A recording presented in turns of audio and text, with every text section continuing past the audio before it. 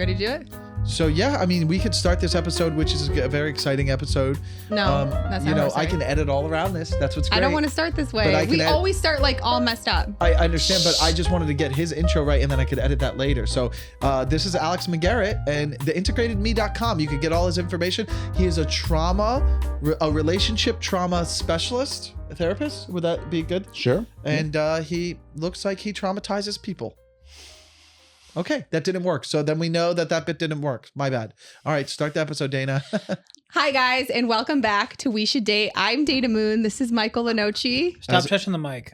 Yes. We have Mark off camera being controlling. Dude, he's on one today, huh? Don't touch the mic. It was gentle. Oh, wow. It's still not touchy. He doesn't want no touchy. We have a very special episode for you because we have a very special guest. And Mark is off screen drinking.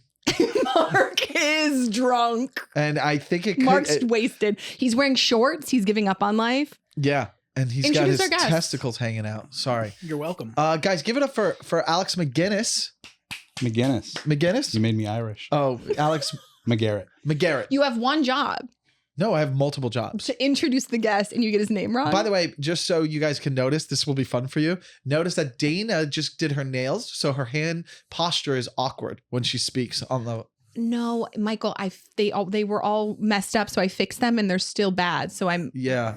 You look different today. You look good. I'm holding them away. You look like a mom who's like, I like it. It's like, oh, I could come home to you. You look like a guy who tried to go back to his frat and got kicked out. No, what's with the teddy bear sweater? Yeah, Michael. I've got this online. Hold on. I don't want us to be hostile, by the way. I want us to be loving. We have a therapist that can help us on. But before I introduce him, who is he to give any fashion?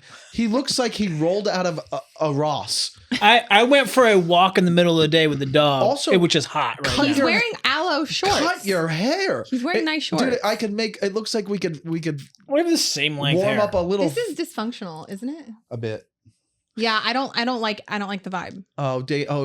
Dana's having trauma. You know what I mean? Like we bring on a therapist. Something gets difficult for her. She goes, I don't like this. Hey, life isn't fair. Now let's introduce. I feel like I'm back at home in my family dynamic. So that's why you love me. And I'm just like embarrassed because we brought a guest over to the house. And like dad's drunk and mom's, insulting everyone. And I'm, the child that's like, I'm embarrassed. A very big child. We can get into that. Yes.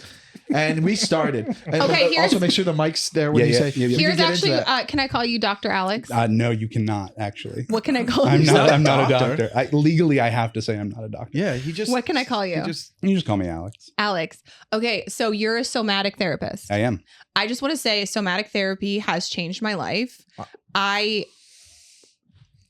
What the hell is that? She's trying to get points at the beginning. What's somatic? What is that? For sale. It's fine. Keep going. Why are you guys against me?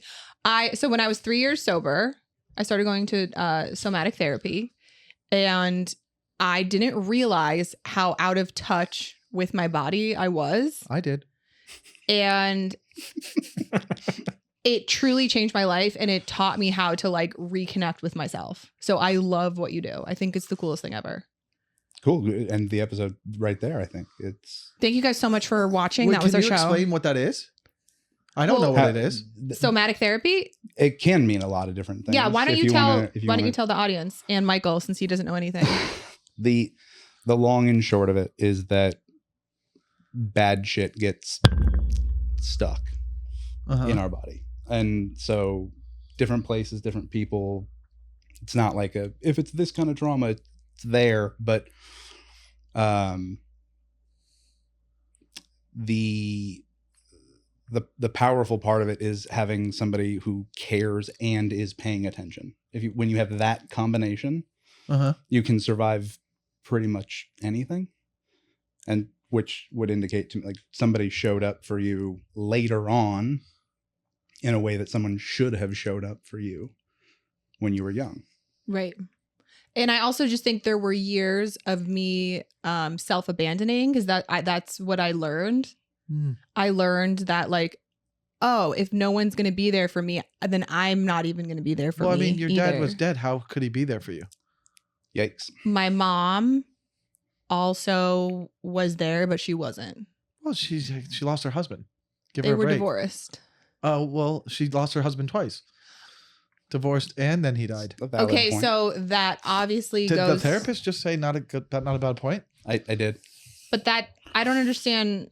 Yeah, so I'm 14 when all of this is going on, and I don't know how to be there for myself. So I don't think a lot of 14-year-olds do. I think that's a normal thing. yeah, Yes, and Love yes ending. Ooh, so I did agree with him, but to validate your point, which is you lost your dad twice. twice. Well, her mom did. Or I'm sorry. Wait. Who passed? You said My dad. your dad. So you also lost him twice. I did. Divorce and death. Whoa. Yeah. I never even thought of it like that. I kind of brought up that point. My mom really made the funeral about herself. You know, like she was like blasting Enya and she was like, my husband. We were like, Mom, you left him. Like she was like so dramatic when he died. That's partly why you went into entertainment, because of the attention thing comes from her. Another 3-0. valid-ish point. Yeah. Okay, but Do we even need him here? It seems like I know all about you and your problems. so I yeah. just thought that somatic therapy was a return to self and also to regulate your central nervous system. Yes. Different tools, because that's what Right. I learned the most. Right. So when I say get stuck in the body, a lot of somatic therapies will, yes, utilizing the nervous system and communicating directly with the nervous system. Again, as a way of witnessing. Mm-hmm. And so back to Michael's quasi-valid point of the entertainment thing is that it's at 14, to lose your dad at 14 is, your relationship with your dad is the foundation for your relationship with you and the rest of the world. Right. So- Ooh. And Yikes. and 14 is around the time that really starts becoming important. Mm-hmm. Peer relationships. So not a good and time for a parent to die, Dad. 10 to 14 is not a great No. time Oh, to lose a parent. Yeah. Michael's crying in the corner. Oh, I didn't lose. Mine's like I lost it at a late age. It was okay. Hey, yeah, you can go. he's, All right, he's grabbing one. So Dana, I mean, you wanted to take control. Is this Yeah. what you wanted? You just wanted to use this episode as to get better on your personal trauma, or what's going on? No. This is, I want to talk about what you do as a somatic therapist and relationships. Yeah. That's kind of where I see This one? Or Ooh, that's fun. See, now we're having fun. Yeah, this one. I think though, I think we can get into that will be interesting, but I also think something I've been trying to figure out for myself when I'm dating someone is like, is it my trauma or my intuition? And I can't tell the difference. oh, interesting. I truly get so caught up that I like lose the intelligent part of myself. I can't find it. Like it gets lost. What do you mean? Why can't you find it? Why can't you tell yourself what you're saying out loud right now and then apply that? Because I get so triggered in romantic situations that I don't know if like the red flags and like the thing that I feel in my body, if that's trauma or if that's intuition telling me to run. Obviously, now that I'm talking out loud, it is telling me to run because it's like the relationship didn't work out. What if it's neither? Okay. What if you're just a crazy bitch? That's what I meant. This is not a healing episode for What me. did you think this was? You're on a podcast with one of the most prolific stand-up comedians in the game, No, I wouldn't say that. and then you want And Michael. And who's And and, then- who's and and what is Michael, what that's is funny, like funny what is joke. Michael? and then you want to just start the episode soft and sad and traumatic with your trauma, rather than him break down our dynamic. It's funny. He literally offered. He's like, "Oh, why don't I kind of like break down what you guys did?" And then he's now sitting here going, "Oh wait, I got to figure out Dana's He's trauma." not going to like that as much as he thinks he's going to like. Well, can Yeah, I I ask know. you a Oh. question? That's fun, too. Have you listened or watched any Yeah, of the he did. episodes so far? Yeah, You've seen two. I've seen two. which episodes? Not the most recent. That's fine. The previous two. Yeah, the one where you're talking about your mom, and then the one that followed. I took a poll on the internet that said, "Is Michael too mean to me?" And it's let's get into that. 99% yes. Do you think he's mean to me? That's your Wait, fans. actually 99%? Yeah. No, those are fans. All right, do you think? No, I'm asking him. That's what I asked. I go, is he mean to me? Isn't that a playful banter that's a form of comedy? No, Michael, stop. I'm asking. I'm asking him the question. Okay, Jesus. Well, that's healthy. Is it consensual? Good question. Is it, Dana? I'm not mean to him. Dana, that's not what he asked you. That's not what. Yeah, that's not what. Yeah. Oh wow, Dana. He asked you, "Do you laugh when I do those jokes to you?" You do. Oh, sorry. That's also not what I asked. Damn it. What did you ask? Because I'm confused about consensual. Is that relationship dynamic something that's been agreed upon as okay, or is there a boundary that's been set that is consistently being crossed? There is no boundary. There is no boundary. Whose fault is that? Mark and Mark's Michael my are favorite. clapping. I think Mark's my favorite. Okay, so I need to set a boundary with Michael, and I did set a boundary And with since him. then, has it been consensual? Wait. No. This No. boundary didn't happen on the podcast. What is the boundary? Yeah, I thought it The kind of did. boundary happened the second episode before the podcast. I said you need to be nicer to me. No, it kind of happened on the podcast. What is Yeah, that? but you've But what is pretty that? much stayed on par. Yeah. And you Like I would dare say he's been worse on later episodes than the first one. Like he started calling you a clown what? for the makeup. The first one. Oh, the Yeah. first one. That was funny though. And we loved it. And that was funny. and we posted it. Okay. That was funny. So that's funny. I think Michael leaned into that dynamic because those clips did really well on the internet. I don't know. You do look like an art teacher this episode. And it was really funny and it worked. And I think on the first episode, you leaned into it so hard that it actually was like, oh, I didn't really like how that made me feel. Oh, so that was And something then we you had never a conversation. expressed. Yeah, we did on the second episode. I said, you need to just be nicer. How about this? Do you see how defensive he you is said when that- it's like, it's just a simple, like, I don't know. Am I? What do you think? I don't know what nicer means. Yeah. I'm saying she had those thoughts when someone said that to her. That was a fan. Then she had those thoughts. Those weren't her you're thoughts. so stuck on that. I literally left the podcast being like, why do I feel off about this? But you never said that. Because I wasn't, what am I going to say? But how am I supposed to know what you're feeling if you're not communicating that? Okay, I said it to you before the second episode. Do you feel attacked right now? I don't want to go into like these details of our relationship because I don't see how it's like pertinent to, this is not how I want to use our guest. He can I come back. got nowhere to be. Yeah. See, I enjoy the fact that you two can actually verbalize and fight this way. Yeah. Because in a marriage, you bury most of it down so well that you can actually communicate with each other. I will say, yeah, this does feel sort of honest and authentic. Not necessarily productive, but honest and authentic. Yeah. And in the back of my mind, I'm like, is this entertaining? Dana, That's all I'm thinking about. Dana, I brought this up before. Oh, and you this gotta makes him stop. mad. You gotta stop worrying about that. You gotta stop worrying. Like, being authentic is the most entertaining thing. And you bring this up a lot about, is this entertaining? Like, let the podcast breathe and let it be what it is. People, once they get to know you, they love you, and that becomes a thing.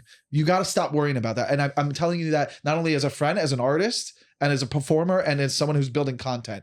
We're not trying to get people to thumb remove. This isn't TikTok.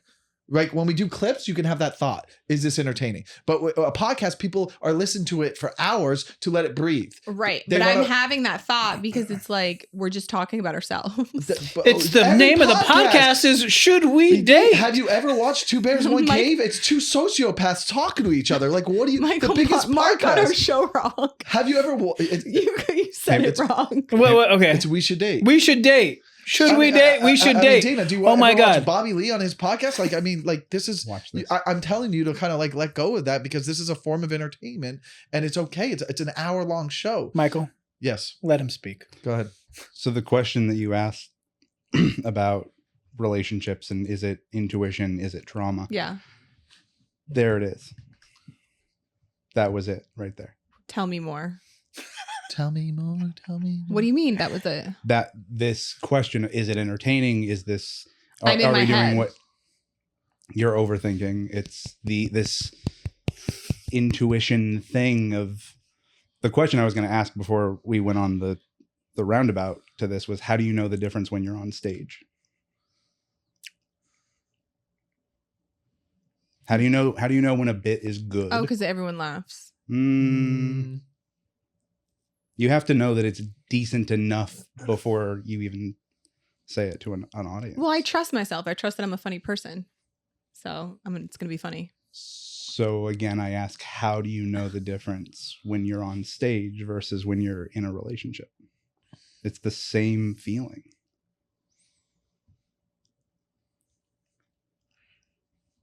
Oh. I mean, if you don't understand, tell him. Wait, hold on. I'm not trusting myself in a romantic relationship. I mean, you're just... If you bomb on stage, who gives a shit? If you bomb in a relationship, suddenly something changes. Yeah, Why? Wow. You're kind of blowing my mind right now. I'm good at what I do. Soft eyes. At least someone's getting blown. You want to throw a fun curveball? Hey, why hasn't Mark had sex with his wife in 3 months? What? Oh my God. I don't want to deflect. This is him making sure I don't turn over to him after what I just did. No, but here's the this thing. is a real thing about our podcast. I will look you straight in the eye and say, my life is so busy working a full-time job, running a studio, dog, wife, maintaining a 7 bunch. excuses. And my wife also works an extremely busy job, that where we're lacking is that we're not spending enough time with each other to feel to a level where we should be intimate with each other. You say kids? No kids. No kids. Just Okay. dog. Kids aren't even on the equation. Just complete opposite schedules. Complete opposite schedules. You're A dog in is bed. a lot, I will say.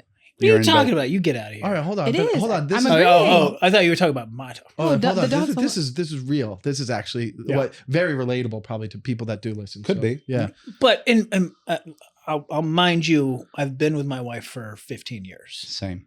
So You're going on if 3 months if for we're the going deep, like I know. I bet you'd like that. Go on. Amen. Humor. Yeah, right now it's the lack of time together. Mhm. And when we do spend time together, like I'm thinking it's okay to move forward, and she's like, no, I need more time to be together. And unfortunately, like right now, I'm building my business to the point where like I can actually start to step back and relax, and I'll have that time, but she's not there yet. And that's why, Michael. No, but I just want to hear like what. Yeah. What he thinks. I mean, as gross as it, like scheduling intimacy when things are that busy can be helpful. I'll Like circle putting back. sex on the calendar. If you have to. She's not into that. Yeah. It's been proposed. Yeah, like if you absolutely have to. The reality of it, you're onto it, which is you're so focused on your stuff and she's so focused on hers that neither of you has the time or the energy to focus on each other's. Yeah. And that is quite literally like the number one marker for success in relationships is how much interest is generated in our partner by the things that get our engines running. Yeah. Whether they care about it or not. I used to spend so much time on her. Right. Okay. That I was neglecting myself, and then I've started to build what I want and put me first. And now, like, it's trying to get back to balancing the things out. Yeah.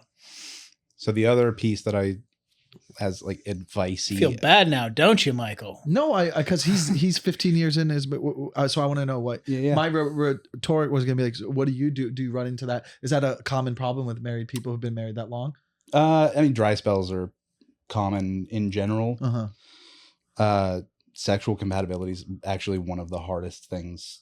Sexual drive compatibility is one of the hardest things to find and match up. And her and I are in reason. like complete opposite. I got a lot of questions. That has to be here so with my frustrating. problems. Yeah, it's just like when That's deeply it's always one frustrating. partner who wants it every day and another partner who's fine once every 2 weeks. And So is there a tool or something? What's like a quick, I know that therapy usually takes months, weeks, whatever, like a lot of sessions, but if there was a certain amount of advice you would give to him in his relationship, what would that be? yeah, the single piece of advice is that, and this is true in any relationship, romantic or otherwise, career, it's not enough to only fall in love once. That's really sweet.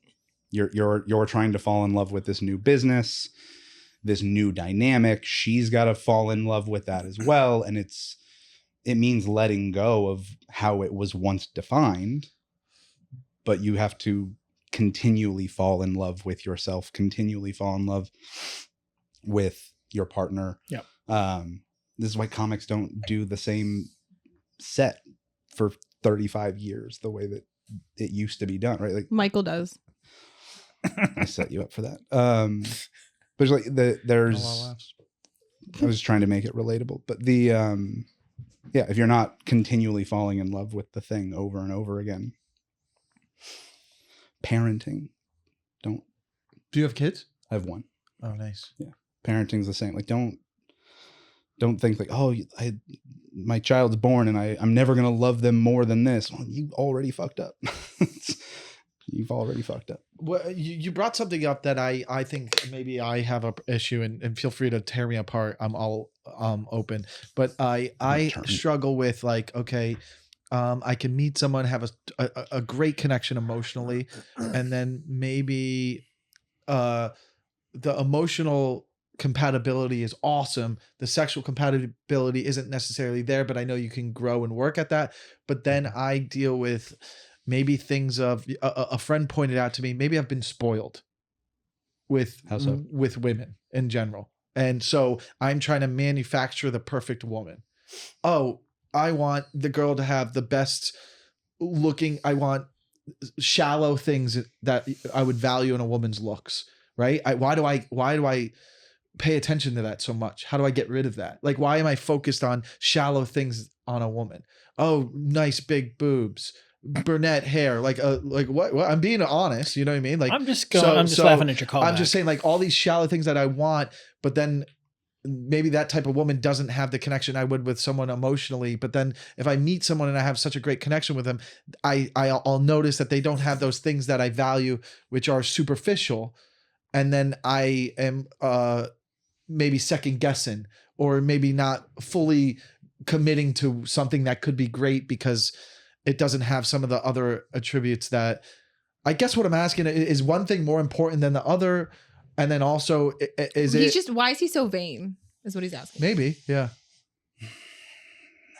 My brain's going in a couple of different directions. One is asking you personal questions. The other is teaching you something you might not already know. Let's do both. Both. So the simple sort of teaching thing is that the love triangle, so to speak, is a combination of passion, which is what you're talking about. Yeah.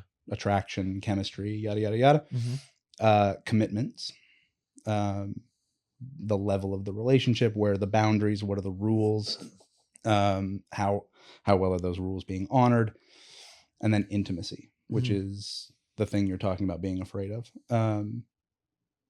That requires depth. That requires work. That is never painless, almost never painless. And the fourth component then would be timing. So you have to have the proper balance of all four of those elements, right? I have to like you enough, be willing to commit enough, trust you enough, and the timing has to be right. Uh-huh. The personal question is, who hurt you in middle school? I say middle school. 14 is the number that's popping into my head. Like a female? Mm-hmm. Becky. No one. How old were you when you had your heart broken the first time? College. Early college? Post college was my first time having a heartbreak, like in love break. Did you date a lot in high school? One girl, but let him do this. I'm asking. One girl for all of high school. But I'm more like but just to back up a little bit, I Mhm. don't have the problem with the intimacy thing with a woman. I have more of a problem of, even if I have that intimate connection that's deep with a woman, why am I still focused on thinking I can do better or wanting something that's more shallow or vain? Like I can't, like, is that a normal thing that all men feel, like even in marriages? Like, yeah, we still look at other women, but like I'm sitting here and I'm thinking like, oh, I can do better. Why am I thinking I can always do better? That's probably what it is. Yeah. Specifically, I can find that and the timing can be right. I can have the intimate thing and be open and vulnerable with someone. I can trauma dump on, so I can share anything. Trauma You ask dump. me, so I'm get examples. I don't know. I'm articulating, but I'm following. I'm able to share anything. I think but you're I think I emotionally can- unavailable. Okay, but I can do any of that. But like I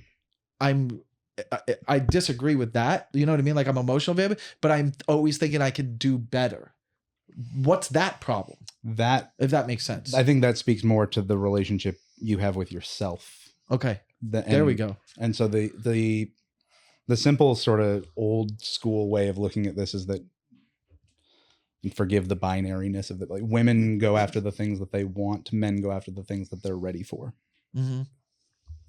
And so when men decide they want something, then they start getting ready. But if you don't feel like you're deserving, it's sort of a defense mechanism to say like, I'm settling and I could do better, which is another way of saying, you're looking at yourself in the mirror and saying, I wish I was better and I wish things were better. Mm-hmm. And so it reflects in the partner. It's not inherently bad or shallow to want to be physically attracted to your partner. Mm-hmm. So are you saying that I subconsciously am being that way because I don't think I'm really ready to go into that? You're saying like, I'm saying you don't feel, I'm suspicious that you might feel as though you might show up in an inadequate way and you're protecting yourself and your partner from that. I wish I could give you more, but I'm not because there I think yet. if I get involved, then I might fail to be what I am wanting to be for that person because of, but you think there's a valid reason that I think that I'm not ready to be that person. Could be. Okay. Would Dana, you thoughts? say that like it's the taxi cab theory with men? It's like if their green light is on, if they're ready, they're ready.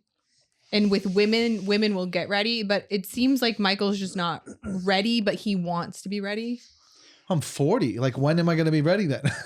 Is it because of financial situations and my career? It could very reasonably be that internally you are ready, but externally you're not, and that's the barrier.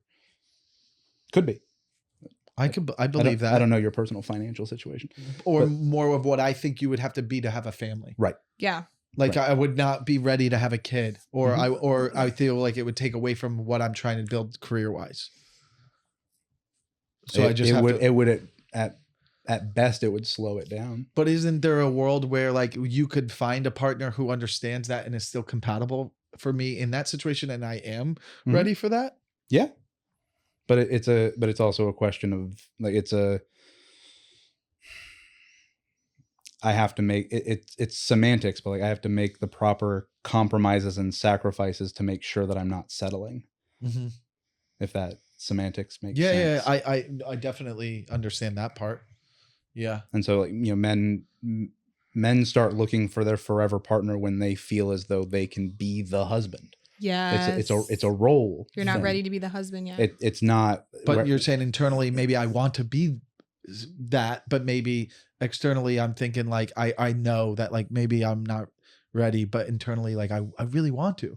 I want to be able to get married and have kids. Like, sure, I could say that. I don't. If I wanted to be like really encouraging and empowering about it, it's like stop trying to protect women from this bad version of you that may or may not exist. First of all, they can protect themselves. Ooh, I like this. Okay. Second of all, I'm never gonna feel as I'm never gonna. My wife thinks I'm way better than I think I am. Yeah. That's always gonna be true. I hope. Yeah. But actually, that's why we brought you here today. Right. Okay. We only have one car. and I have it. So real. But yeah, so that's the, I had a mentor once. I was at a workshop. I was asked, what do you want to work on while you're here? And my answer was, I know I have this sort of overprotective thing with the women in my life, blah, blah, blah, blah. And this woman, she was my grad school professor, one of the coolest women in the world. And she just looks at me point blank in the face and goes, who the fuck ever asked you to do that? Like, okay. I was the youngest person in this circle, the only man in this circle, trying, like, being vulnerable. Like, this is what I'm here to work on. And she just bluntly goes, I never asked you to protect me. Yeah. She basically didn't, she said, you don't have permission to do that. I had to do something else for the rest of that week. Yeah. I couldn't just fall back into that gear. Uh-huh. Not after being confronted like that. And so that's sort of the confrontation I'm trying, like, if that's what's going on. Yeah. Yeah. You're not perfect. Okay. Yeah. Dana? Yeah. Yes. Do you have... I have questions. Okay. I have a lot of questions. You said Michael's emotionally unavailable. I don't know. What does that mean? Yeah. Let's go back to that. I'm fine. I think he's not. I think also I do put men in a box of emotionally unavailable if they're not, like, he's not fully available. How do you know? He talks about it. Well, because we've established you put up a bunch of walls. What walls do I put up? That's what you guys just say because you're projecting. Let him answer it. 3. Yeah. That was 3 walls right there. Did you say that? Did you guys see that? In your defense. Yeah. As a well, to be fair, like 40-year-old men being expected to be as emotionally available as 12-year-old men who have 40-year-old emotionally available men that taught them how to do that, right? If no one taught you how to do it, then you can't really hold somebody accountable for what they were never taught. Well, I thoroughly disagree that I think I am emotionally available. I think my other things are like what I was asking. I go, why do I have the problems about the other stuff? If you think I'm emotionally available, I want to know why you think that. And then let's figure that out while we have someone here. I'm open to talk about it. Let's discuss. Why do you think I'm emotionally unavailable, Dana? Because of exactly what you said about how harshly you judge. I don't want to say judge women, but sort of you're like, oh, she's, doesn't have D's and, like, she doesn't have this type of hair. And it's like, D's are nice. To me, it's just like, it's just more walls that you're putting up and, like, more reasons as to why this can't be your person, which is a form of emotional unavailability. Like he's doing the Seinfeld Chandler Bing thing. Like just finding the excuse to end it. Yeah, like it's like he's coming up with, like, reasons as to why it won't work out. To me, that's like a form of emotional unavailability. Is that true? Could be. Okay. So you think that when I'm dating women, I find reasons for it to not work out? Yes, you tell me all the time. We're not arguing. I'm just communicating. So you think that that's what I do and I tell you all the time. But to me, emotional unavailability would be lack of communicating and getting close to someone. Correct me if I'm wrong. I would lean more in that direction. So I don't think I have that. That's why I'm kind of confused. Like maybe the things I'm saying to you, you're taking that as an emotional unavailability. Yeah. But I can emotionally be available for any woman and get deep with them and talk to them and share my emotions and my feelings. I'm just sometimes questioning whether or not that partner is right for me. And I like the advice he gave me that internally, maybe I do want to settle down and be a father and get married. But externally, I know that maybe I can't be that person yet. So I'm afraid to hurt them. So now I realize why Michael brought a therapist on, and it's to get a free therapy session because he doesn't want to pay for it. Or also confirm my thoughts. Your definition though is interesting though, because what you're describing is sort of a pickiness. And my suspicion is that you may be somebody who ends things quickly. Like podcasts. Like Art is different. Jokes are different because a podcast is just doesn't have a thing. This has a thing. Where my suspicion is that you maybe hang in longer than you should. Huh? We're both complete opposite. I don't know if you. No, I think I end things pretty fast. I don't really think it through. Especially if I get like really triggered, I'm like, I just have to end it. Would you emotionally hang in it too long? Would you say that you do that? No. I.e. the last subject you kind of still talk about or ask why they're in your life still? If you want to bring that up, it's kind of interesting. Why is that interesting? Because why does it bother you, or why does that person still reach out to you if they didn't want to be serious with you? Right. I think what's more interesting are the conversations that I have with a lot of my girlfriends, and a lot of people talk about this. Why do we keep dating the same person over and over? Like, why do people get in these patterns who are like very successful, like highly intelligent people, and they date losers, like are really toxic people? Like, I've just seen this so many times, and I'm guilty of it too, of doing it too. We're like, what is that thing that makes us so blinded? And how do we heal? How do we like fix it? What are we supposed to do? Because it's like the amount of times I've had this conversation. Oh, I was kidding. But of just, it's like to end a relationship with one person who was emotionally abusive to like in a relationship with another person who's emotionally abusive. Yes. It's like 6 questions all at once. Let's see if I can remember them all. like that. So many people feel as though they can have sex with people or have a relationship with people. Not both. And there's a lot of reasons why that might happen. None of them are good. None of them are good. I would love to hear more. I feel about that. I feel like I could have sex with someone and then also not have a relationship with someone. So that's called dating in LA, basically. Fair. There's definitely some people I'm like, oh, I can have sex with them. I couldn't have a relationship with them. Well, and so it's 2 different things. So I could have a relationship with Dana, but I can't have sex with her. I'm not condemning casual sex or like, I'm not saying that all sex has to be this deep emotional thing, but when a part of us gets overwhelmed by an experience, it can get kind of cut off and put into the bad box. And so when I say none of the explanations are good, that when it truly is this dynamic of I can be in love with somebody or I can have sex with them, but those 2 things don't cross. You're saying that people separate those forever, or they're saying no, it's a wound. Gotcha. It's a wound that can happen. And so it's an overwhelming childhood sexual experience, for example. Not to bring the podcast all the way down, but it can create a separation. And so in extreme situations, that's the extreme answer to your question. Wait, your question. We're attracting people based off of our wounds. Correct. From childhood. So there's the good Dana box and there's the bad Dana box. Where's the bad Dana? I think we know where the bad Dana box is. Sorry. What's good Dana and bad Dana? So anytime an overwhelming experience happens, wearing a wig. The part of you goes into a character. Yeah. The part of you that gets overwhelmed can go into the bad box, right? So tell me more. So a car She's accident, in character now. A car accident, for example, right? It can put abrupt speed changes into the and so now I'm afraid of roller coasters, and there's this bad side of me that can't experience this thing because of the overwhelming experience. So that can happen to parts of our personality, and if we're not wholly ourselves, that's going to create repetition in relationships. Do you understand what he's saying? Mm-hmm. You do? The simpler explanation and more common explanation is people get out of relationships in the middle of a conflict.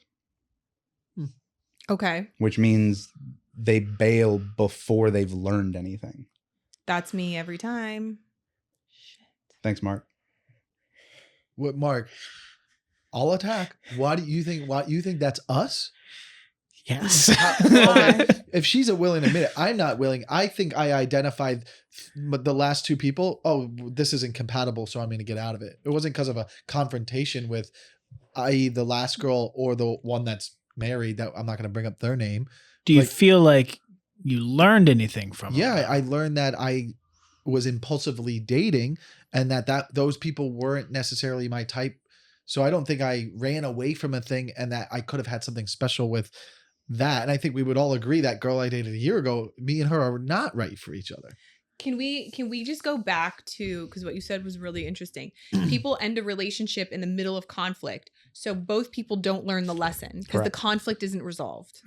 Whether the conflict is resolved, comes to a completion, resolved, may or may not be resolved, but yes, if you don't see the fight all the way through, like that's quite literally how trauma happens. In the middle of a fight or a flight, something gets interrupted. And you're not able to fully run away or fully Complete fight the cycle. and complete the cycle. Exactly. That makes no sense. And so we do that in relationships where we bail in the middle of a conflict. And so we don't learn why that upset us, why it's overwhelming. And then we get back into a relationship with the same conflict because we didn't learn the lesson before. Because we're going to be attracted to the same thing. We didn't learn anything. Wow. You think that's what you're doing? I don't know. I think I don't think there's enough time to even diagnose me. Well, I mean, I don't think we have enough time. I don't necessarily. I don't know in depth what is going on with the guys you're dating, but I don't think that what he's saying is true to you or me. I don't think that's what you're doing. I think it's interesting. Yes, it's interesting, but I don't think that you do that or I do it. I think we both realize that like your last fling was like, hey, this isn't. You're like, if you're not all in, I think it was a completely, like, you're right to do what you did. I require this. I want this. This is what I'm looking for. If you're not putting in the energy that I want in someone who wants to put in the energy for a real relationship, then I'm washing my hands with this. There's no conflict there at all. There was nothing like, oh, we're fighting. And, I didn't say that. And with me, it's more like, oh, I'm getting to know the person and go, I don't think we're right for each other, and we left on great terms. I was talking about patterns in relationships, and like my friends and I always having this same conversation of like, why do we keep dating the same people? And you think the last few guys that you dated were similar in the types? Like, what do you mean? How are they the same people? I think there's a pattern of men that I date that are not like fully available. The conflict is likely what is similar. The passion and the conflict are going to be the things that are likely to be the similar patterns. What do you mean? In from relationship to relationship, right? So it may not be that, and I know you weren't being this specific, but it may not be that you date 5 blonde dudes named Chad in a row. It's not going to be that specific. I do though. What's up, Chad? Number 2? No, I don't. But It's just Michael just kind of like, you can see the anger in his eye. Now, did you know when you said that, when we went back to what he was talking about, instinctively, were you like, this instinctly? Did you just say the word instinctly? Is that not a word? Instinctually? Yeah. Were you like, oh, hey. Instinctly. You know what though? You know what it is? You know what that is? It's charming. It's charming and cute. And we're getting thumbs up right now. It's when you use your instinct. It's instinctly. Yeah. Instinctly. I'm never gonna look at you the same again. Smelly intuition. You're pretty when you laugh. Some girl was texting me late night and it was too much, and I don't even know her. And she was like, "Can you tell Dana that I love her and I think she's very beautiful?" I love her too. And she was like, she's like, "Why can't we be friends?" She was like, "Why can't we be friends?" I go, "We can be friends, but I'm always gonna try to sleep with you." And she goes, "Oh, I want to be your friend." I go, no. She goes, "You're friends with Dana?" I go, "Slept with her."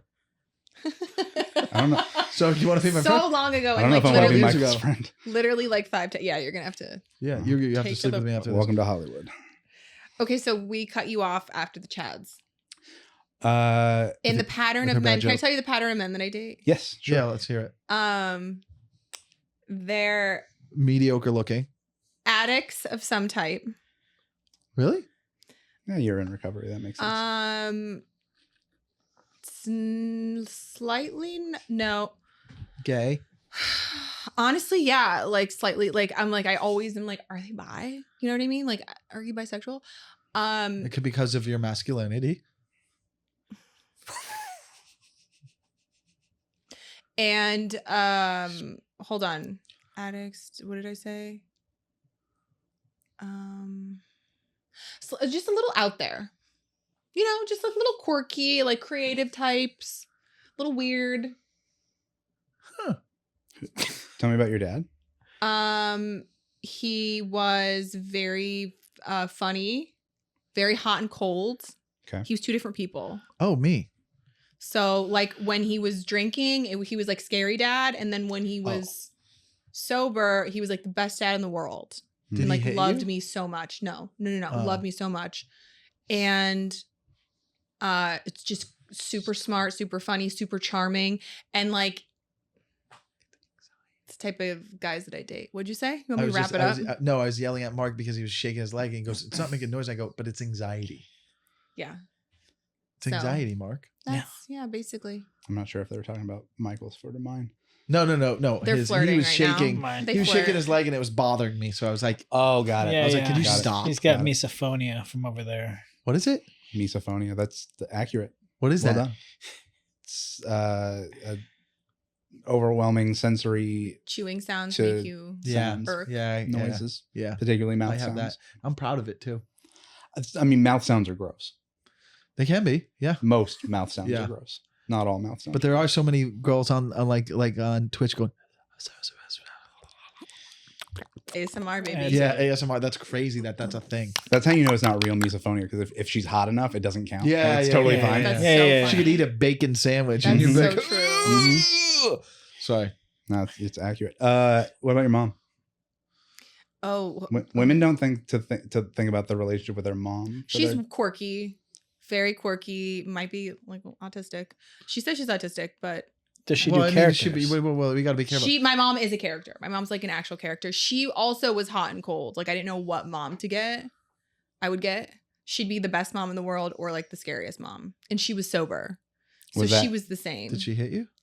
No. Why do you keep thinking I got hit? I mean, it's a valid question. Yeah. Michael, instinctly, are your instincts? You are think, your you think that's funny? Get the hell out of here. I'm just Instinctively, kidding. instinctively I'm is sorry. funny. Instinctively is funny. Listen, I didn't read a lot. I got a growing thing up. for mispronunciation. Dude, I do it all Then the time. he's a I gold I mine. do. I love Gold mine. He's a mispronunciation. gold I I mine. mispronounce things all the time, but not at the level as Michael. Why? Just watch him read. I can't. Oh, read. I can't. Yeah. Was mom's hot and cold the inverse of dad's hot and cold? It was scarier, What, yeah. what, What do what you I mean mean is, scary? was she hot when dad was cold and vice versa? Hmm. When dad was well, they being were- sweet, was when she? I don't really remember them together because it was like when I was like 10. But I think so. I think you're right. They got divorced when I was like 10. So This girl's got a lot going on. Was drinking part of what killed dad? yeah. Yeah, So he's going. it's There's an no interest- hope for you. No. It's He's going. You're hopeless. it's sort of like it's kind of a beautifully tragic. Seriously, it's like a beautifully tragic combination of like Should I kill myself? clearly, definitely not. Yeah. Well, Definitely not. Fuck. yeah. What was I going to say? It was poetic. I'm sorry. She It's doesn't know okay. timing. Yeah. Bad timing. Well, but Oh. then again, her dad had bad timing. He So- died at the wrong time. Men who have this zest for life, but there's also this sort of edgy, dangerous, will they be here forever quality Yes. to it. And so that it's almost like this flirting with death and impermanence thing that you're doing. Oh, how do I stop doing that? Grieve more, probably. I've cried so much though. It's a lot. Yeah. How much more crying can I do? I've done a lot. Grieving and crying aren't necessarily synonymous, but it's Yeah, one can be annoying and one can... How can you grieve but not cry? the hardest grief is the grief that comes with anger. You ever let yourself be mad at your dad for dying? I feel like I was for a long time. I was mad then Who was paying attention? to the anger. Mhm. No one. That's the role you fill, my friend. Hey, I'm here for you. Be angry. Punch my chest. Punch him in the teddy bear. Yeah. So going back to It seriously might be why this works the way that it does. Wait, is that you think we're really compatible, huh? not necessarily romantically. Oh. I don't know you well enough to say that, and I would. Yeah. But But the compatibility of like you have this tendency to push people away no matter how hard they try, and you've got this person who Clearly is loves never me. is never going to let you push her away because because there's this grieving, this sort of like and so the bickering and the banter is likely a processing of this layer of grief that nobody ever paid attention to for both of you potentially. Dude, he just in so many ways said that you love me. You are in love with me. I said that you play an important role. Eyes right now. But the thing can we talk about, because this is fascinating. Is this what is at the layer of every romantic relationship with people? You're going to have to be more specific. Like married couples. If Dana was like 5'2", I think I could settle down with her. See, here we go. Vain. He's like, no, I totally get it. You're reminding me of another topic I wanted to bring up. Yes. This goes to my flaws. No, but this is so fascinating because it's like every relationship has this. I mean, the older we get, the more of a past we have, and so the more likely this stuff is. You're gonna bleed on the people that didn't cut you in the first place. So are we ever dropping bars here? Are we ever truly connected to someone on a level that is not trauma? Mm-hmm. Yes. I would argue that most of what I do is not connecting to the trauma. People are already connected to that. But how you explain the dynamic with Michael and I feels like a trauma bond. Well, there's something a bit unresolved not between the two of you, but that gets to play out between the two of you. It's also like we've known each other for a long time. That's clear. I have to like say we though, know each other well. Even my friendships with men, like there is an underlying like toxicity. I feel. You like how I disrespect you. I don't. There might That be a was an part of you evil that laugh. that believes you have to tolerate more from men than you should. Yeah, there because is. men leave. Right. Again, dad left twice. But it's not even dad. It's like every male figure in my life growing up. My grandfather treated me terribly. All of my uncles were It's always an uncle. awful. Not all of them, but like they weren't the best. And like my brother and I finally have a healthy relationship as adults, but like we didn't as children. So I'm going to ask you this question, and it's going to go right to Michael's head. So I'm going to whisper it. Like, is he one of the best guys you've actually ever let into your life? Michael? Yeah. I don't know. Answer the question truthfully. Again, that doesn't necessarily mean that he's good. Yeah, not sexually, but just in general. Yeah, just like. Doesn't necessarily mean that he's a good person, but is he one of the best men that you've ever let into your life? It's breaking her. Maybe. I mean, I'm here now, so Maybe. bars being lifted. But. Say it. Say it. That's interesting. Not for me. I know the answer. I was going to ask you the same question. Oh. Can I say maybe? I just start crying. I have an answer for you, but I want her to finish it. But I have an answer. You guys want to like write it down secretly so that you? No, it's changed. But I wonder if this means something. Do you want to finish or? It changed. Who like my relationship with like who I feel closest with, like women on a platonic level. Mm-hmm. A lot of the times it's some of my best friends' wives. Like I feel like they're my best friends, like even closer than the guy is, because like now I feel like we're here, we're like a family. So now I can talk to them freely without like, they're off limits. So like they're sexually off limits. Yeah. So it's like I can be free with them. Like my friend AJ's wife, my buddy Matt, this girl Ashley, I actually connect with you guys on the same level. This girl Ashley was my best friend's girlfriend in high school and college. I'm not even friends with that kid anymore, but I've known her. She moved out to LA around the same time. Till this day, she lives back in Florida, married with 2 kids. I'm friends with her husband, but she's like a sister to me. And I feel like my relationship with Ashley is the same as Dana's, but like I love her, trust her. And it's like this, I'm closest to her and my other friend's wife, Angelica. And that like all of my friends' wives, I trust and feel I could be vulnerable with them, talk to them about women. And I do have her, I have that same love and feel with Dana as I do with those women. Although, you know, if Dana was like drunk and hitting me up and was like, "Hey, I'll come over," and Is it because you're not putting her on a pedestal? no, I just changed at the end. I go, if she hit me up drunk, I'm not gonna be stupid. I'll be like, yeah, come over, come on.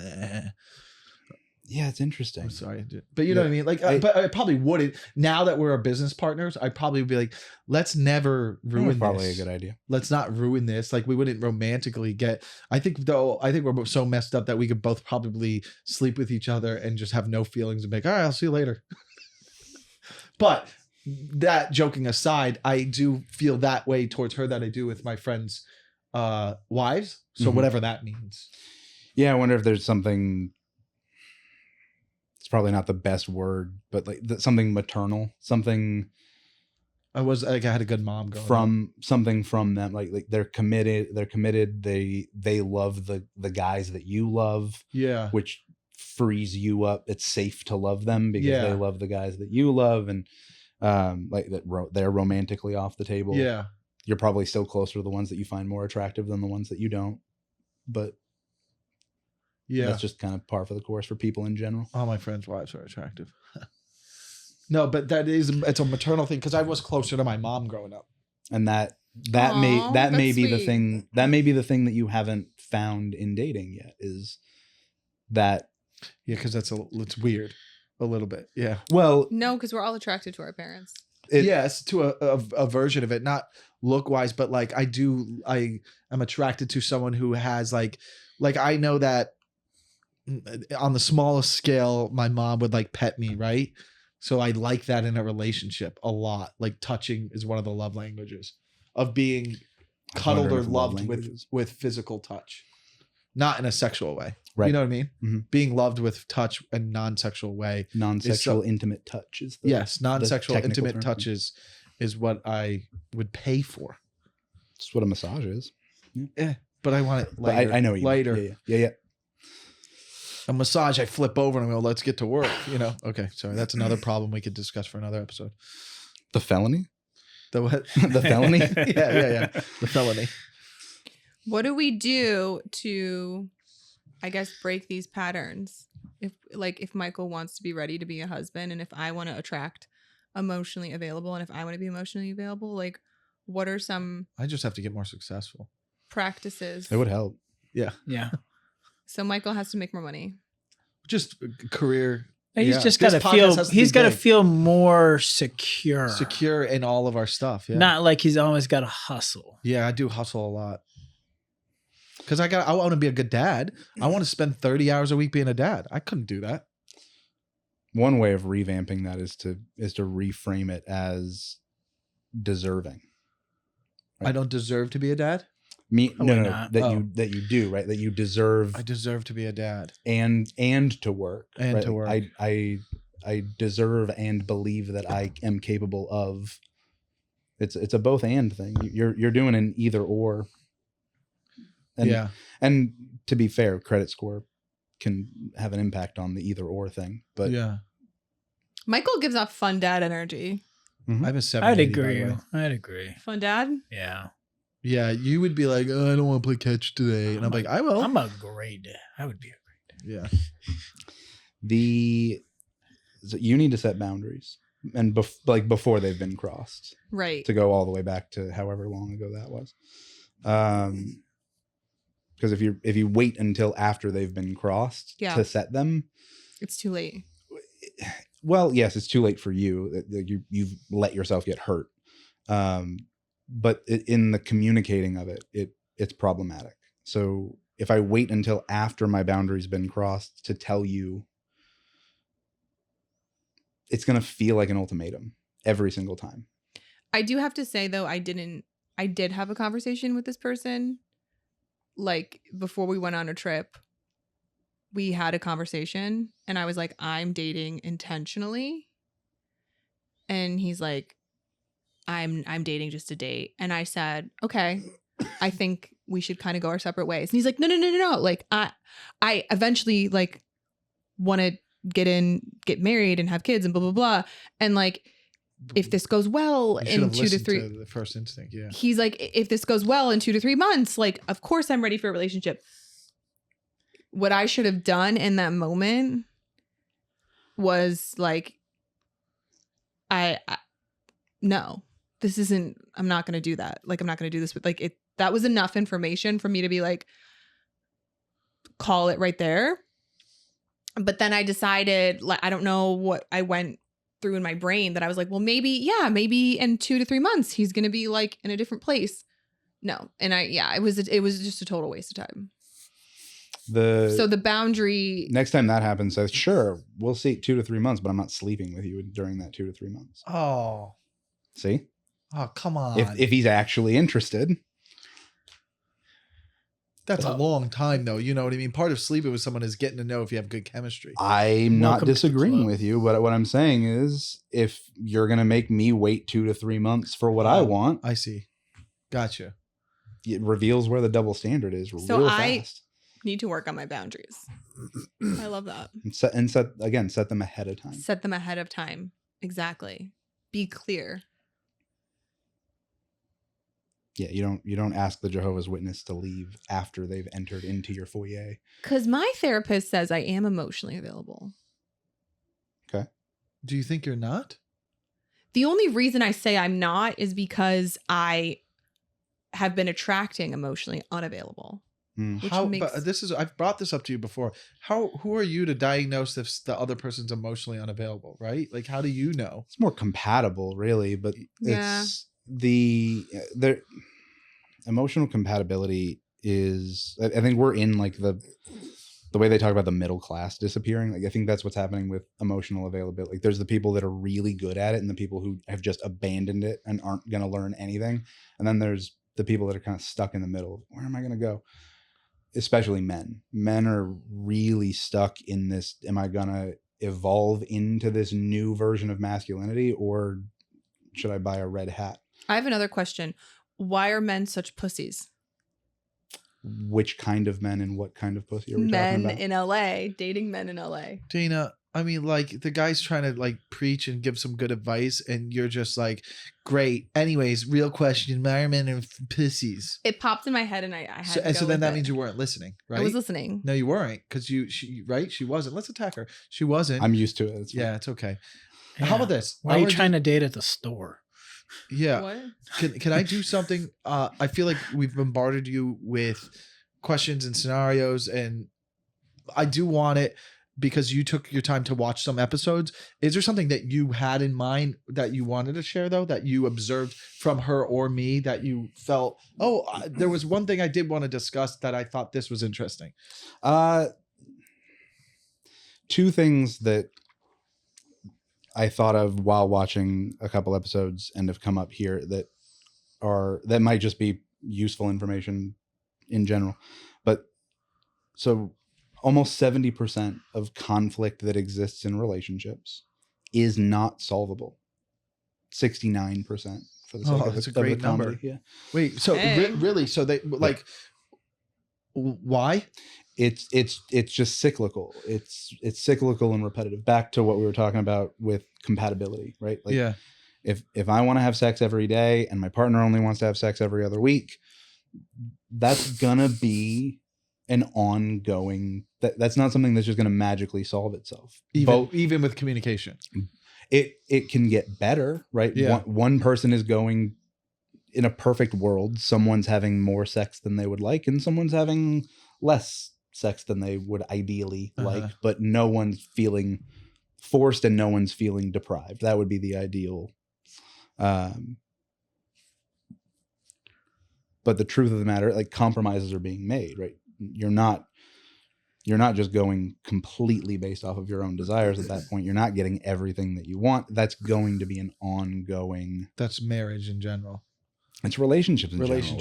It's relationships with your boss. It's the flaky coworker that never participates in the group project thing or whatever.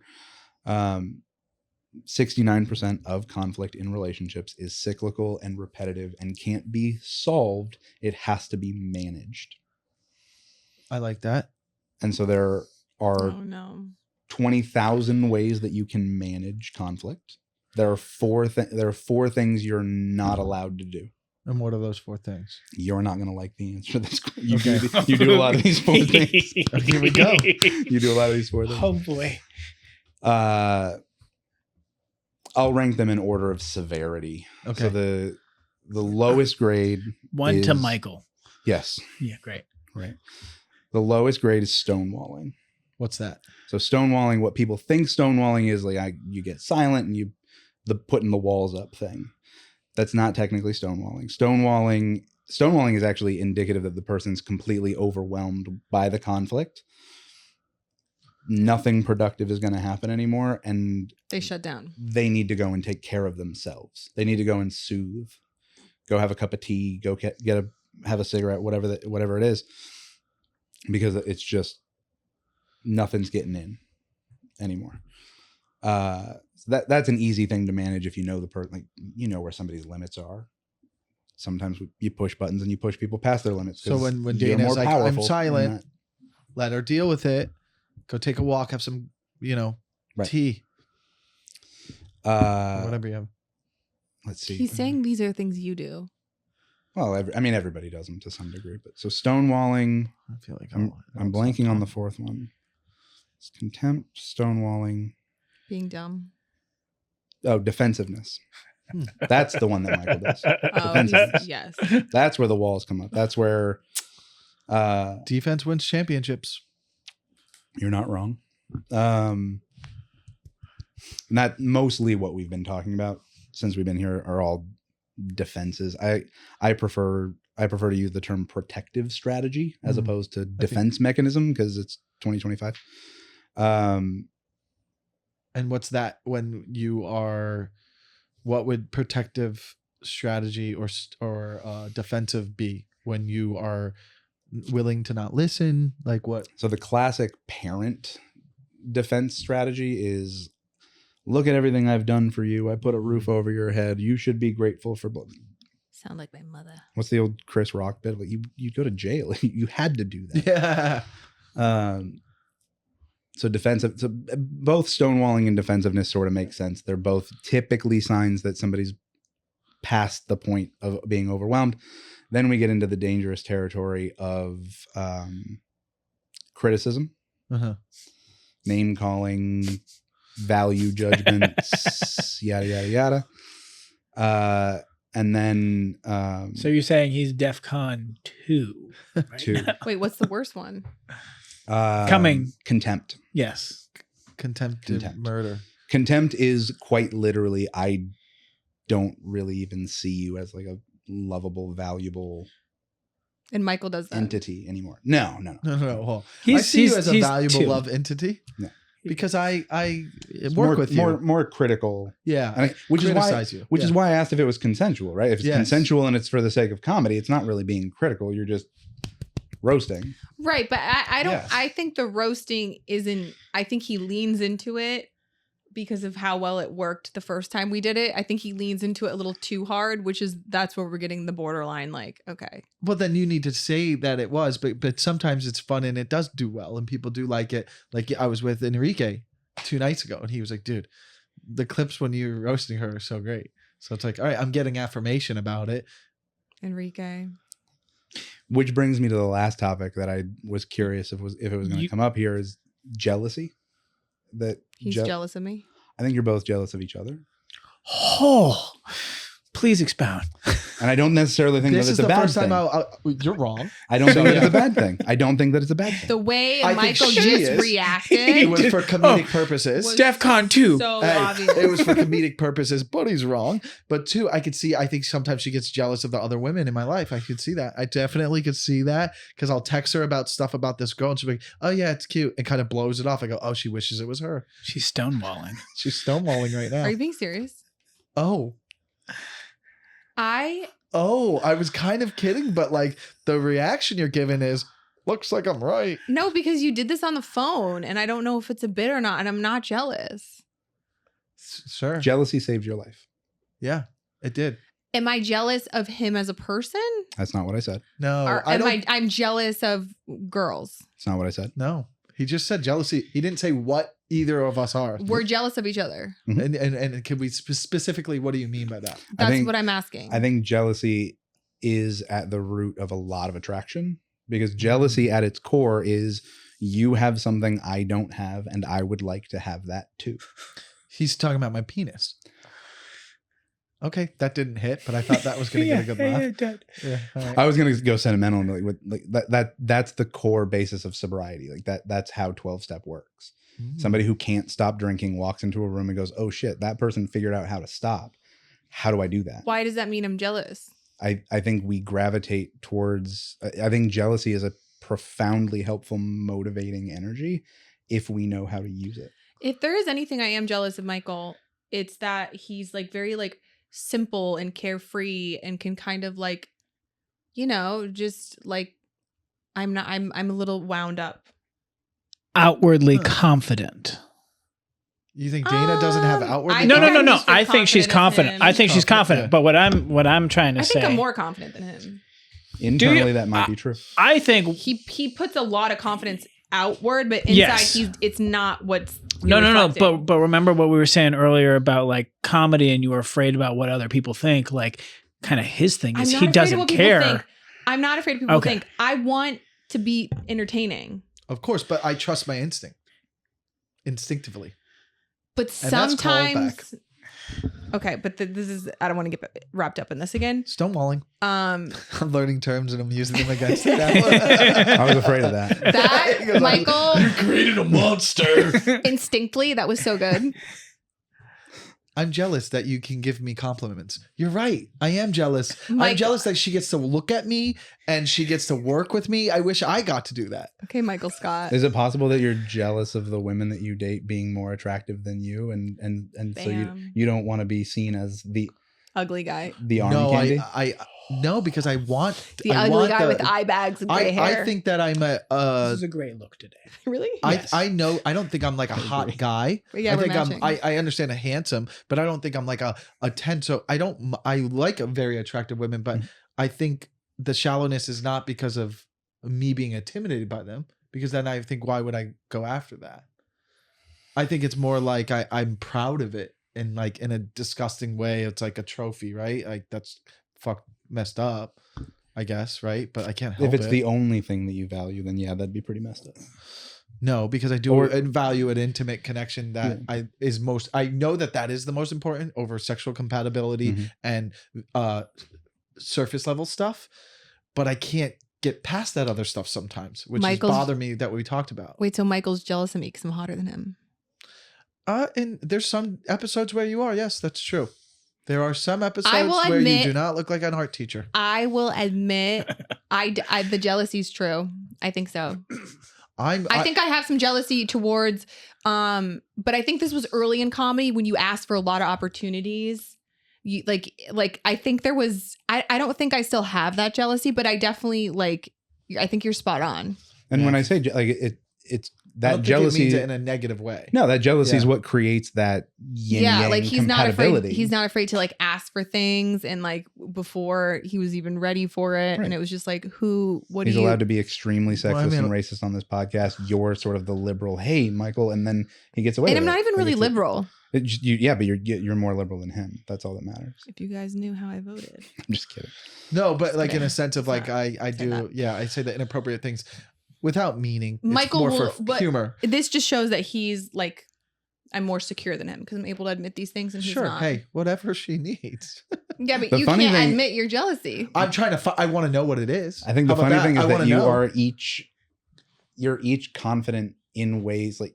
You are confident in areas where there might be something lacking, and vice versa, which I think is where all of this. I would agree. I think that we call each other for. Yeah, I mean, I am not confident in putting a wig on and doing a sketch and posting it. I'm very insecure about that. As I said it one day, I go, I do not know how to do this, and I feel weird. But I got notes from everyone, and it was all over the place. So there's no consistency. So now it worries me more. The only notes you need are from me. That's disrespectful to the other people who are comedic geniuses. Really good at this. But I would like to know I wonder what I would be jealous. It could be like your hair, maybe. See, this is where he's very surface. Okay, I'm trying to find it. I think these are the things that make you go, see, emotionally unavailable. Yeah. These are the moments. He's emotionally unavailable. Mm-hmm. But you're saying that he's emotionally available? I'm saying that I think these This are the part. moments Yeah. that spark that thought in from you, but Whether- he's saying that you're wrong. and I Because I, don't say, know. because I label him as limited, Right. dumb. But you also label me as emotionally intelligent, though, when it comes to Sometimes. things. Sometimes. And Not- maybe that's what you're jealous of. I have a hard time telling if you're being defensive or doing a bit sometimes. And that's because I'm a genius. I wouldn't go that far. it would make my job What challenging. did you want to say, Mark? No, I'm good. You Hold wanted on. to say something because you went like this, or were you going more Hold wine? on. Do you want to back up and just kind of like, let's give credit to what he just said. He goes, I don't even know sometimes. This is a guy who studies brains. And I've also known you for an hour. yeah. Not to take all that air out of your If I was balloon. jealous of something, it would be your empathy for others and your kindness. You know what I'm jealous of? I'm jealous that I can't find someone out there that's just like you. But Hold on, wait for a breath to come.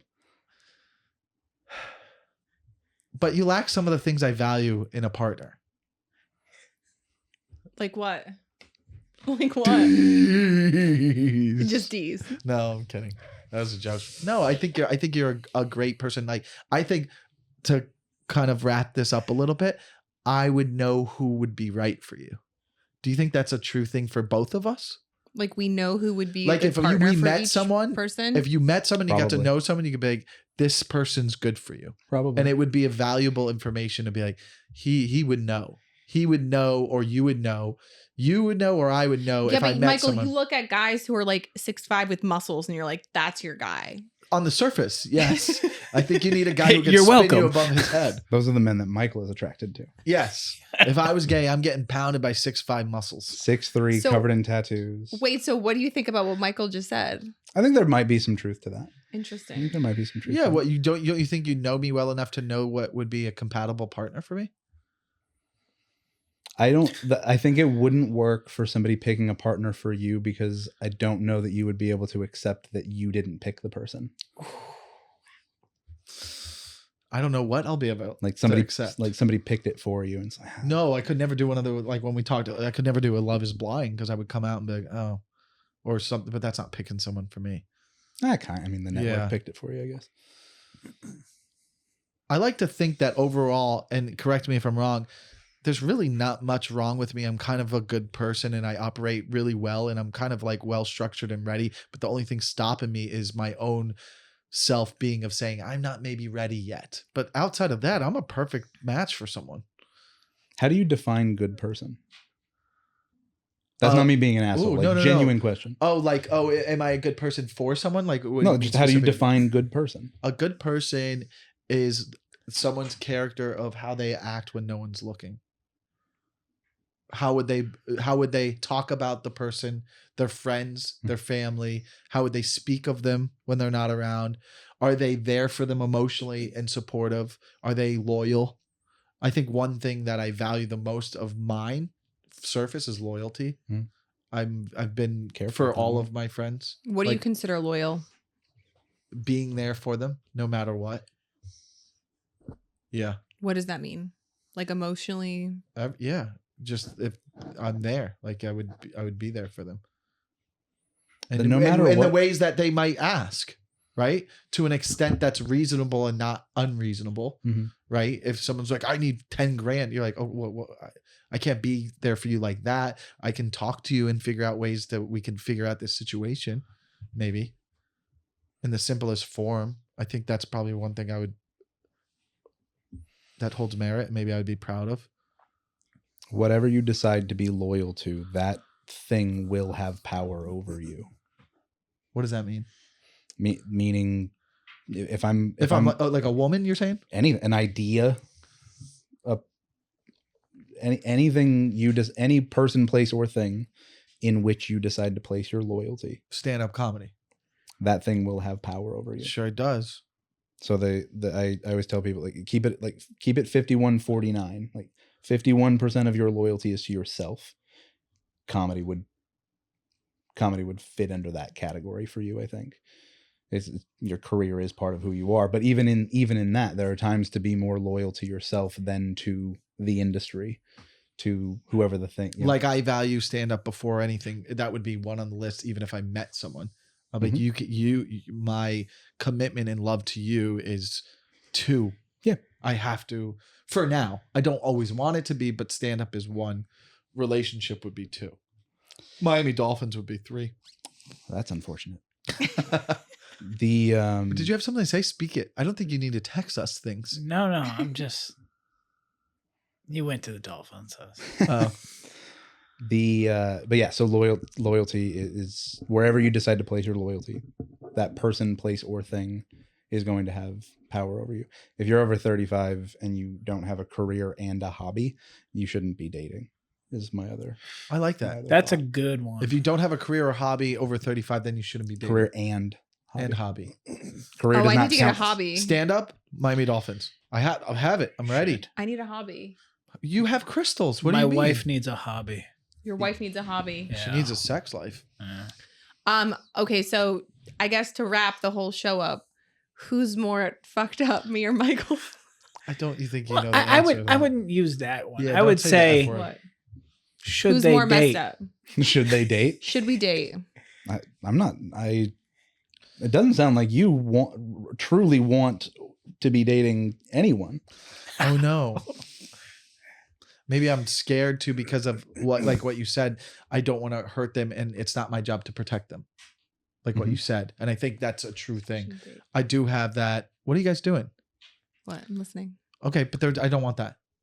Okay, that. Yeah. The valuing Okay. of your career, like what you just said, of like, even if I met somebody, that's good. Like that's how it should be, and that's kind of what I mean by like, this is, you should, if you're not ready, then you're not ready. But it's also like, I will take everything, with what you said. But one thing that did stick to me is I do have to be like, it's not my job to protect people I am dating. If I can't control whether they're going to be hurt or not, or if it doesn't work out. And I think sometimes I move with caution, and maybe that's part of the reason why I got out of those other things early. Cause I saw a way of like, this isn't going to work. If I do this longer, they're going to get hurt even more. Right. Rather than just like, oh, let's be more into it and give it a shot. But I'm like, I believe it's not going to work. I don't want to hurt someone because that's a fear of mine of, I don't want to leave someone with a bad taste in their mouth because of me.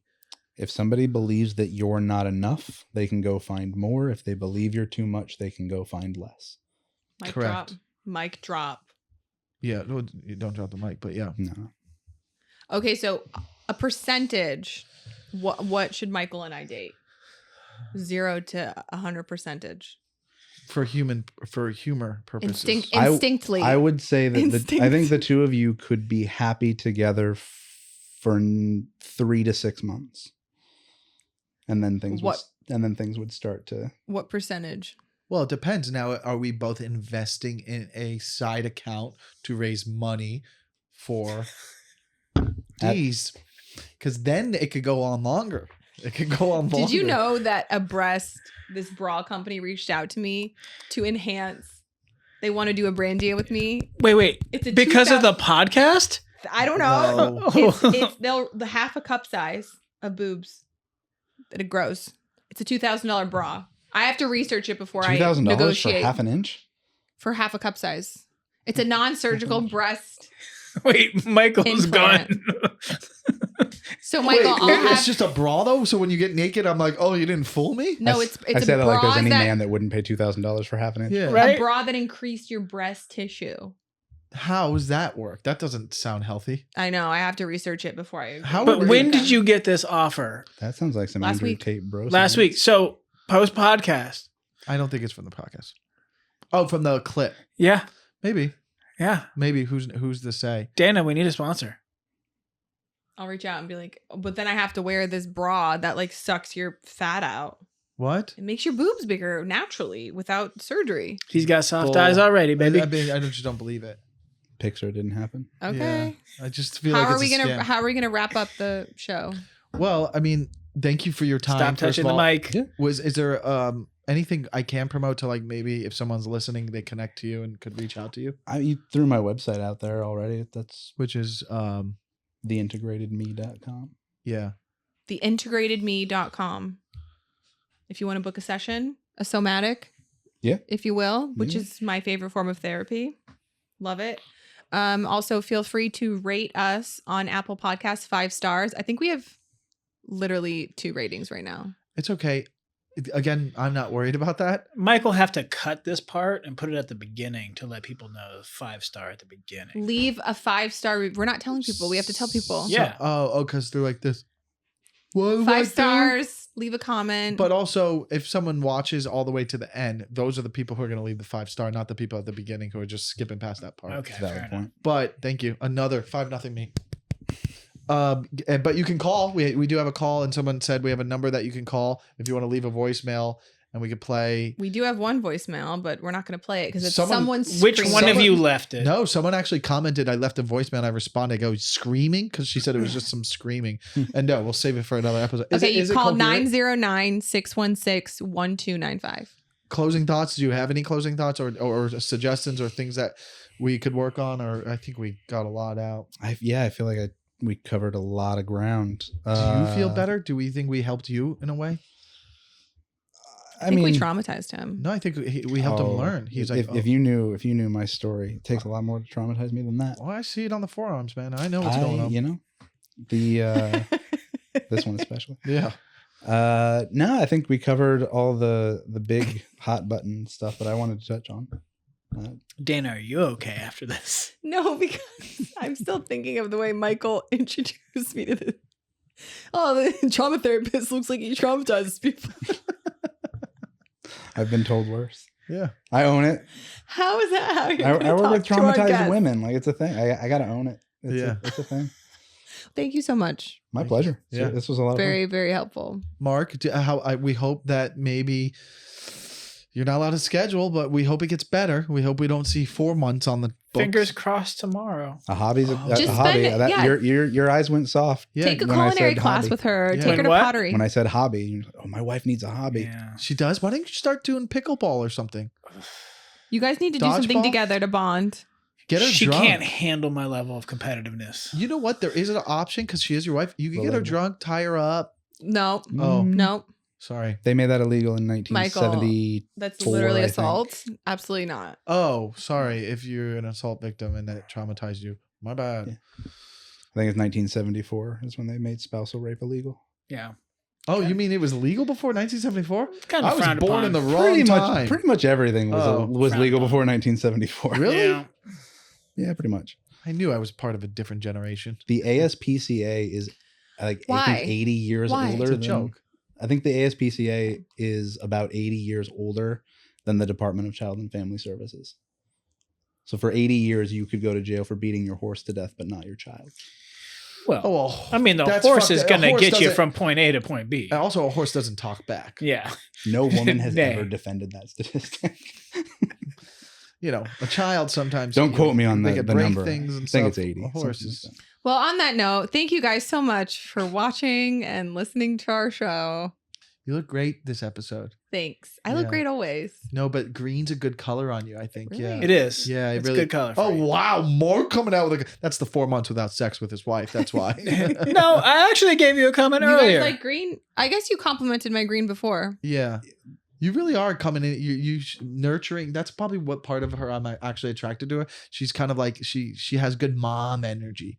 Like you could be a good mom. There's definitely an attraction to that maternal. Yeah.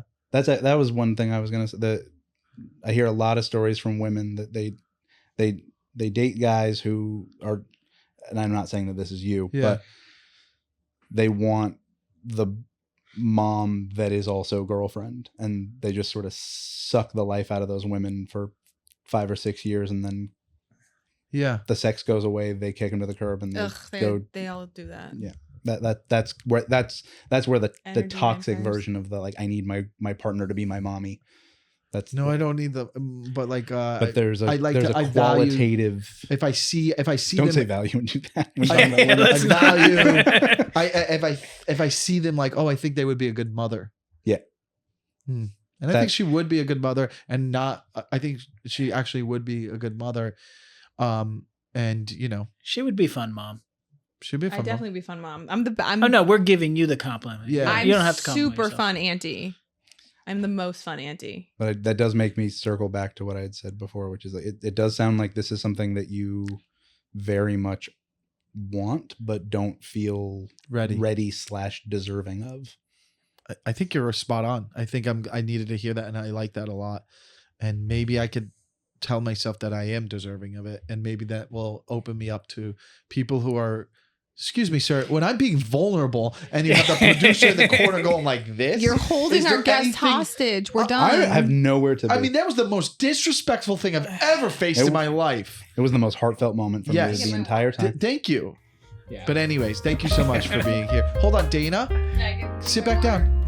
Sit back down. His favorite part. We end every episode with our kiss. But you kiss him now.